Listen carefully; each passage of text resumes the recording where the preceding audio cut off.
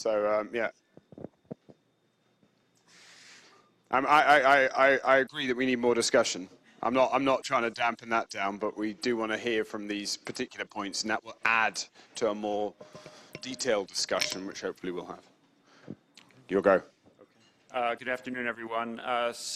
Before I start, I just want to say I'm going to do something a little different than our previous speakers. I'm not discussing the results of some of microbiome research. I've been asked to sort of frame some of the group's thinking on how microbiome research might be conducted in low-income settings, environmental justice communities, low-income communities, but how we think about it both from the research as well as the translation into action. So I just want to start by showing some pictures which represent some of the things we've wrestled with in terms of indoor exposures in residential environments over the years, combustion byproducts globally, some very settings in the developed and developing world. Obviously, everything from lead paint to chemical exposures indoors we've looked at.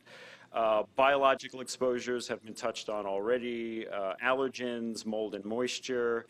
We can think about outdoor air pollution infiltrating into our homes, and more we're thinking about the intersection between environmental exposures and the energy picture. How do we think about sustainable buildings and homes and environmental exposures? So there's a lot going on here. There are a lot of very specific exposures that we could talk about, and the good news is this is complicated, but we've actually learned a lot. And so just to back up a second, I want us to all reflect on the fact that every one of these exposures potentially has a disparities story embedded in it. So we can look at, something which seems innocuous to a lot of people, but a gas stove. We look at a lot of settings where people don't have any ventilation in their kitchens. They may be cooking for long periods of time in very small apartments. We also see a lot of families who use their stoves for supplemental heating. When we look at outdoor air pollution, people may be very close to roadways in neighborhoods without green spaces. We look at chemical exposures. We see a lot of situations where one problem leads to another. You don't only have a pest problem, but because of 40 years of infestation, you have a pesticide problem in your home. So I want to start here by just putting out this framework as something to think about as we proceed on a research agenda on the microbiome. And some of this has already been touched on in other work, but this really should be part of our thinking from day one, because if you want to think about interventions and alleviating some of these exposures or alleviating the burden of disease, it's helpful to sort of embed this thinking into the research we're conducting. And so if you look at just indoor environmental exposures, there is some evidence out there showing some associations with SES. It's not surprising that low SES families might have higher exposures to some of the things you see on the left-hand side. There are some cases where high SES families actually have higher exposures. Most of that research is focused on exposures that might be related to living in a single-family home, for example. If you look at the most recent research on endocrine disruptors, semi-volatiles indoors, we haven't really done a lot of the important research on looking at SES trends. Some of it is out there, and there are stories which move to either side. So you can imagine personal care exposure, chemicals associated with personal care products high SES families might have higher exposures, but there are lots of examples. Flame retardants, there's some evidence that low SES families have higher exposures. So once again, but there are reasons behind all of these trends, and if we think about the many factors that influence indoor environmental exposures, once again, this looks like a very complicated list, but a lot of this, the good news is that a lot of this is mechanistic.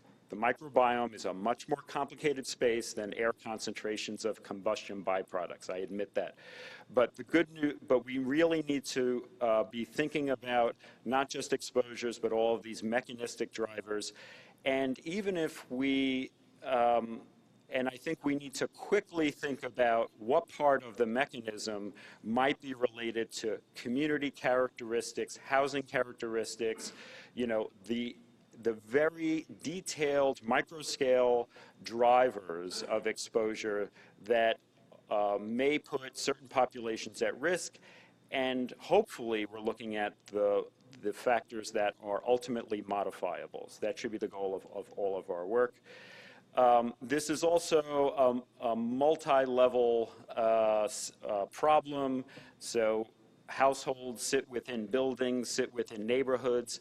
There are a lot of low-income families in the United States who are living in single-family structures, but there's no doubt if you look at 43% of folks in the United States live in rental housing. You're talking about occupants living within a system, and I do think there's a lot of research going on right now about traffic exposure in neighborhoods, exposure to green space. All of these things are potentially relevant for our view of the microbiome in homes. So I think all of this is important to our understanding and developing our thinking. The other thing that I think we should keep on our minds is the fact that not all information relevant to the disparity question is in research labeled as disparities research, environmental justice research. And so I think part of the reason I'm not sort of summarizing the state of knowledge on these issues is that I think the audience sitting here today does have a sense of how some of these questions and some of this evidence might be embedded in the data sets they already have in hand. So that's another thing I think we should keep on our minds. So just some framing thoughts. There is not one story or scenario here. If you get a group of asthma researchers together who care and work with low-income communities, what you end up getting is a collection of people who have worked in East Coast urban areas. I say that as someone who works in an East Coast urban area, but that is not the totality of low-income communities in the United States. That is not the totality of disparities research. Once again, these are really important places to work. I work in those areas. But think of, a single-family home in rural North Carolina. I just came back from a workshop based at a pueblo in New Mexico, significant housing issues that those families are dealing with. So once again, we need to understand that when we're thinking about communities at risk, vulnerable communities, exposure disparities, we're not just talking about urban settings and the Northeast United States. So in setting that stage, we need to examine where studies have been conducted, where do we already have data that might shed light on some of these issues, where are the gaps. It's important to think about exposure scenarios, population characteristics. Once again, we're not just thinking about, I typically frame most of my work in terms of looking at exposures and thinking about exposure patterns, but we both need to think about how populations vary in terms of exposure, but also their own characteristics in terms of vulnerability and susceptibility. Evidence-based models of exposure are really important. Once again, before we can think about interventions, we need to embed an intervention thinking into our ground level research. And so the next point is just a rehash of that. Conditions or activities that can be mitigated should be at the center. In translating evidence into action, we need to think about where and how to intervene for different populations. I echo Leanne's points about, there is not a one-size-fits-all here in terms of thinking about how do you translate research into action, and I can give you some examples as I go on how that's been manifested in some of the work we've done. So aside from focusing on different communities in terms of the research we're conducting, trying to understand those exposure pathways, I just want to start a little bit by saying that there are cases where we have data. The American Housing Survey is a very broad brush, big data view of the world. It's not, conducted in every city and every year. But to the extent that the folks in the audience here are developing insight into how building characteristics or neighborhood characteristics might influence exposures, some other data sets that you don't typically work with might be useful here. So this is just a table that we had published a few years ago, just trying to highlight the fact that the American Housing Survey does have data on housing characteristics that we can draw the lines between these characteristics and particular hazards in the home, and a lot of these are associated with SES. So just as an example, it's not a surprise that there are differences between high-income and low-income households in terms of the likelihood of having peeling paint, water leaks, living in a neighborhood with heavy street noise or traffic, being uncomfortably cold. So this is just, these are the hazard ratios here of these differences. And this is comparing households with income above 100,000 versus those below 30,000. We've already mentioned today, several speakers have talked about occupant density. You can think about floor area.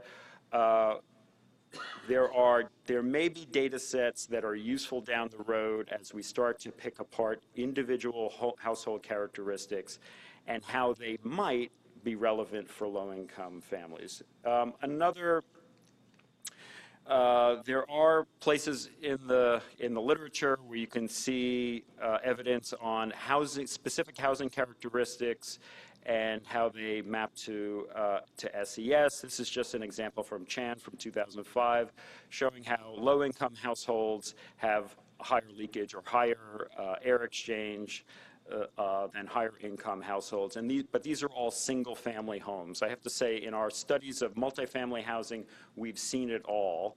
We've seen houses that are extremely leaky, have very high air exchange because they're overheated, all sorts of other things going on, years of disrepair. We've also seen households that have really inadequate air exchange. So there's no one story here to describe all communities. Another thing to think about is how time activity, individual activity, behaviors in the home might vary by population and by SES. This is just a figure showing variation in time activity by age and by whether the household was urban or rural. Not surprising, older households with seniors and households with infants have a greater proportion of their time spent indoors. But this is part of the equation of both what's driving the patterns that we see in terms of the microbiome indoors, as well as how individuals might be exposed. So the relevance of exposure to certain bacteria in the home may be different for different populations. So in terms of systems thinking, I also want to throw out some other ideas. I think it's important to recognize that that tenure and turnover may be different in certain populations. We work with a lot of families living in multifamily housing, and so you can imagine how the microbiome of an occupied space might vary given the multifamily effect, as well as the fact that you may be living in an apartment that was occupied by 3 other families within the past 2 years. If you're looking at exposures that really change and vary on the order of days, this is not relevant. But if you think about, the populations of living things that are very easy for us to identify in a lot of our multifamily work in U.S. cities has been focused on pest populations. We know the system effects there. So we know that a lot of families don't bring pest problems into their living space. They're moving into a building that may have decades of pest problems, and they're just subjected to that. So it's not surprising that you might see similar things in terms of some of the bacterial communities, fungal communities that may exist in a space. And we've certainly seen hints of that with some of our work on mold and moisture.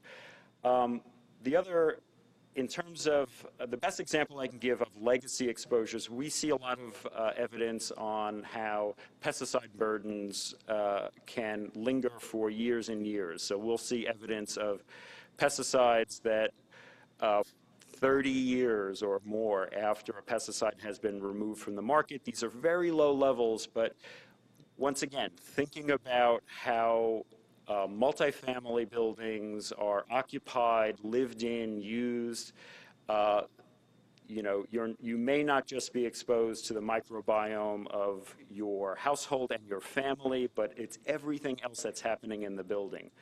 So another thing to think about. The spatial effect, local sources and ecology, I really do feel that we need to examine sort of the ecology of many urban environments, that if you think about a neighborhood with very limited green space that is anything but diverse in its own ecology, and you think about someone living in a very large multifamily setting or even a small multifamily building, you can imagine how that entire environment is different than what we see for the general population. The other thing which I think is understudied is how chemical exposure profiles might affect the microbiome. So we see households that have a significant chemical burden indoors, which are the net result of, pest control, cleaning products, air fresheners, all of these things. So the question is, how much does this affect the signature that we would see in a lot of these MOBE studies? So the way I like to think about looking at these issues and addressing them is that when you get a lot of building scientists together, we immediately go to how can we design better spaces, maintain spaces in a better way, fix them, renovate. But if you really want to maintain healthy environments, you need to think about the occupants, and you also need to look at the policies you have in place to keep them healthy.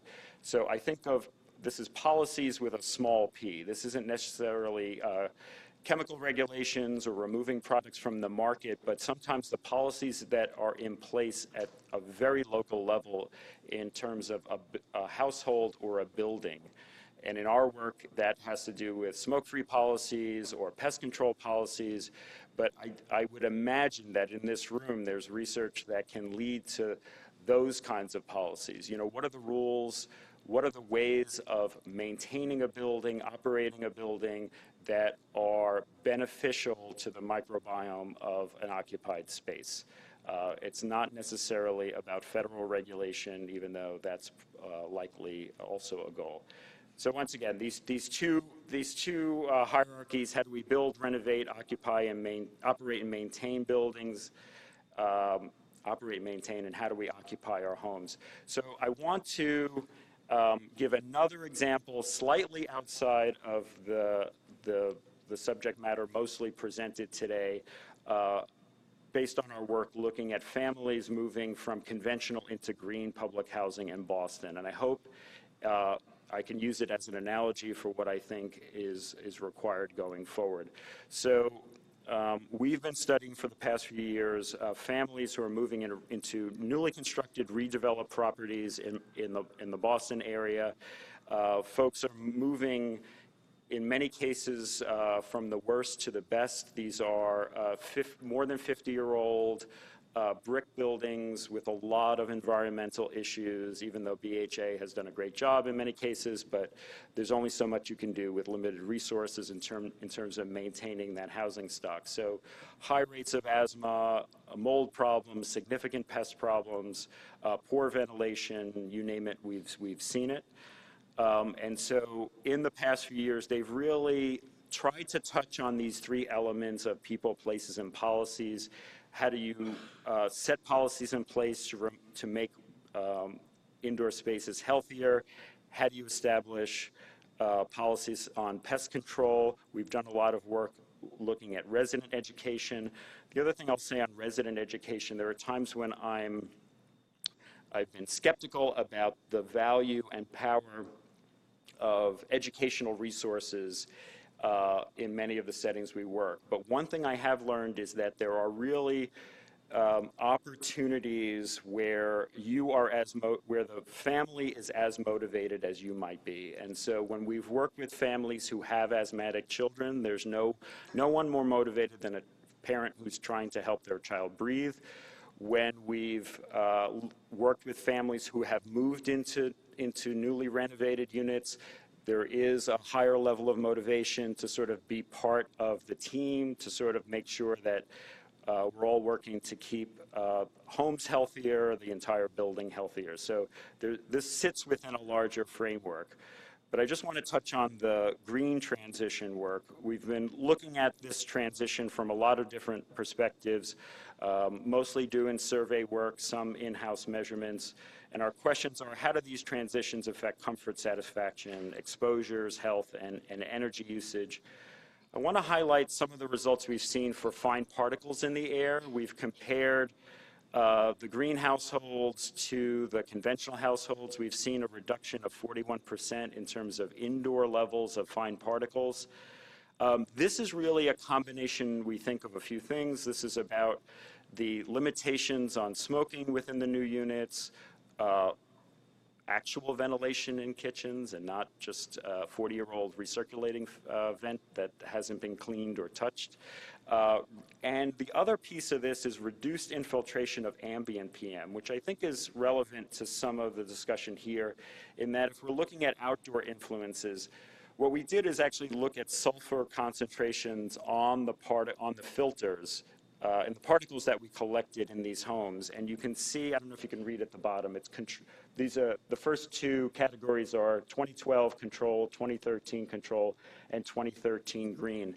Aside from controlling what was happening indoors, the buildings effectively, since they were new construction, they weren't overheated, so people didn't have their windows open, that they effectively acted as a filter to which filtered these outdoor particles from coming in. So I really do feel this is what we're seeing is the result of this concerted effort and system effect of thinking about what's happening in the households as well as how the buildings are designed, which I think is relevant to the microbiome discussion. The other thing I wanted to touch on is that just like there is no single story around low-income communities and what they experience, even within a small area, you can see tremendous variety in terms of indoor environmental exposures. And this is for something not as complicated as the microbiome, right? So this is, we looked at within a 4-block radius, some families were living in newly constructed units, some were living in the older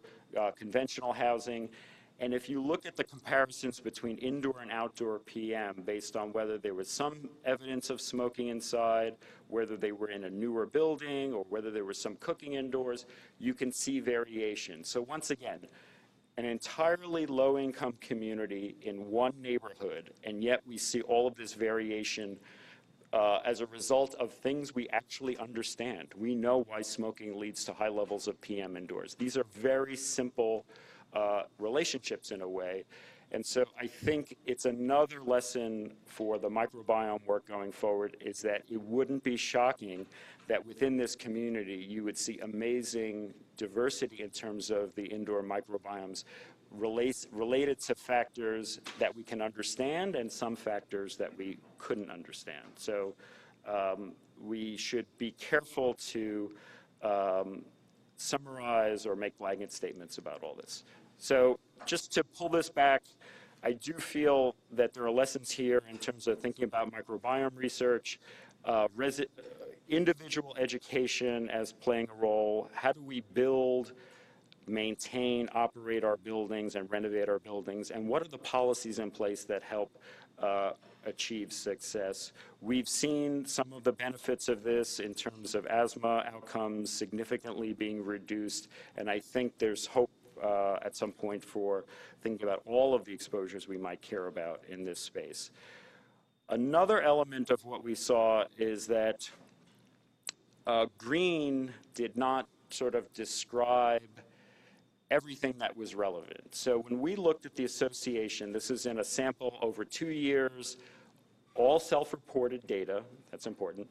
Over 2 years, when we looked at the odds ratio for children in the development who had asthma, the odds of having an asthma attack were more than 3 times higher on the conventional side compared to the green side.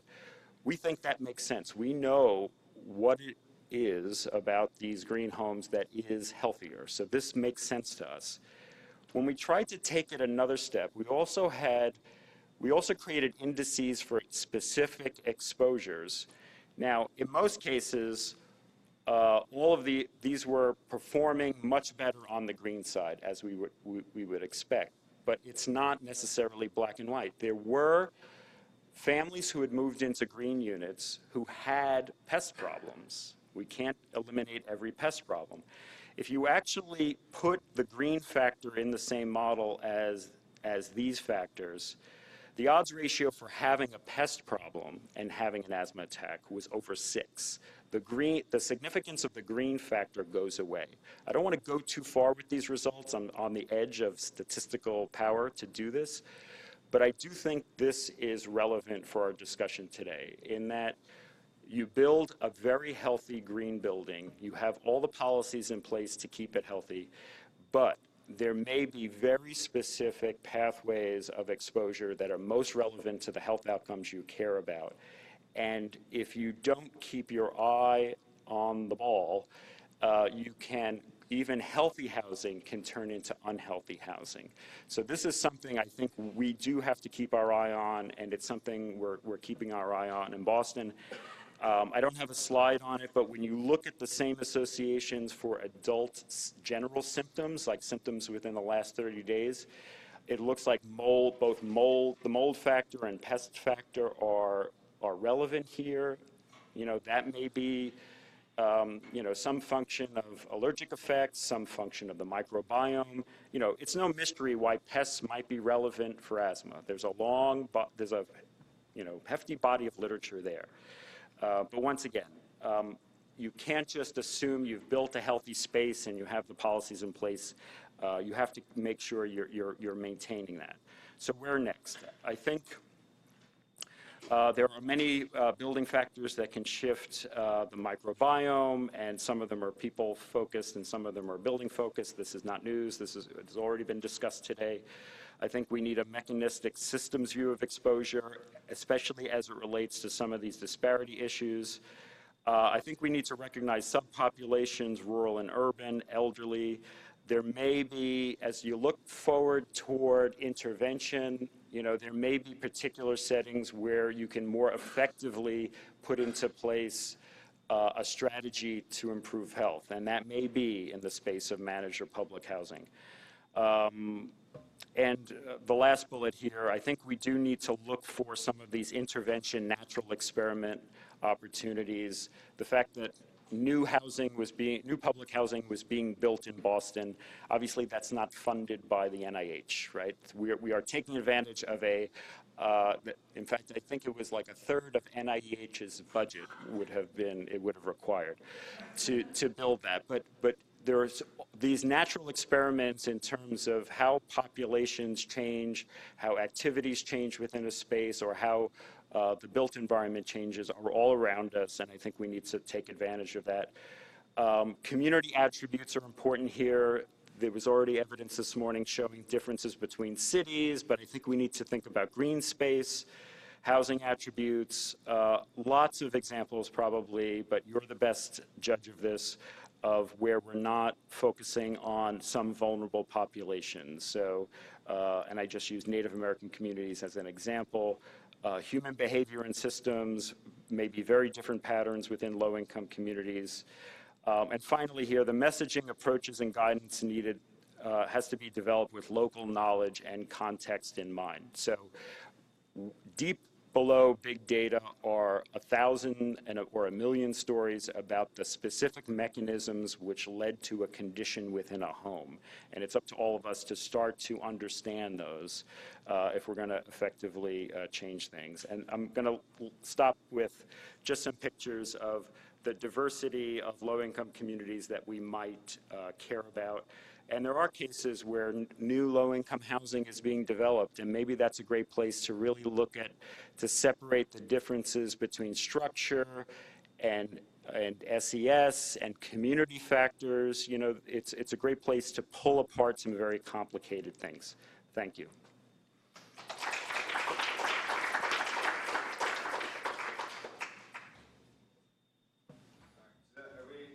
We have about time for maybe one question. Sorry, because we've overrun by about, well, a lot. So each of those 15-minute talks you just heard, sorry. So does anyone have a quick question they want to ask? Oh, yeah. Thank you for showing a side-by-side comparison about the green housing and the conventional housing. A question relative to ventilation conditions in the new housing. I'm assuming they have a forced mechanical system. If they're no longer opening the windows, I'm just very curious whether we are slowly migrating into a situation where people are getting less and less exposure to outdoor air, and whether that might be a good thing or not a good thing. Yeah, so there actually, there isn't one, so in there are mid-rise builds, so to get there, it's yes and no. There are places where folks have, so everyone has mechanical ventilation, but there are differences in the systems. There are some townhomes and some mid-rises and some differences there. But I do think you're right in that, and we can see it in some of our evidence, that people are in these communities, and we can compare them. Like we have samples side by side in the old and the new, a block away, showing that people are less exposed to outdoor. So I think, you know, in a lot of the studies, I mean, for years, I think a lot of us have been, you know, opening up talks by talking about how the indoor environment is more polluted than the outdoor environment. But it really, you know, Boston is not the most polluted city in the world. You know, an open window in many cases, even in this neighborhood in particular, is probably a good thing compared to a lot of the indoor sources that people are dealing with. In the new homes, you know, I'm confident that we've mostly moved to a good place where you can, being overly exposed to indoor air is not the problem it was on the other side of the property, if that makes sense. But I think, you know, when we put buildings next to highways, when we do new construction in very polluted areas, we really need to think about that balance and whether we need enhanced filtration and other ways of dealing with this issue. You know, we also, aside from talking about how polluted indoor air is, we also talk about the benefits of an open window and ventilation. So we definitely we conflict with our own messaging all the time. But a long story. Cool. All right. Are we having a quick break? Yeah, bio break. 5 minutes. Because we have somebody calling in. Okay. Oh, so we got hold on? Yeah, I think so. So we got 3 speakers. Yeah, so what I'm thinking